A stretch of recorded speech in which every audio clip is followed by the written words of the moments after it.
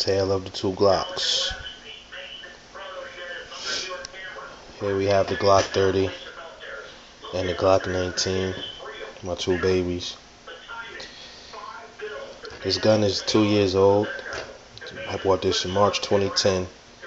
It's been nothing but good to me. This gun just made a year old 2 days ago. It's been nothing but good to me. 1,200 rounds through this, about 600 through this. No hiccups, 3rd gens. And a lot of people have problems with the 4th gens. I think the answer to that is get you a 3rd gen. 3rd gens are the best of them.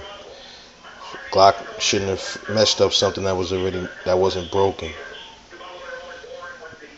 Here we got a buck knife, my carry knife. 2 Glocks missing. Glock 20 and 27. Just wanted to shout out my 2 Glocks. They're nothing but the best. Glock. Perfection. It's Gun Lovers TV. Holla back at me.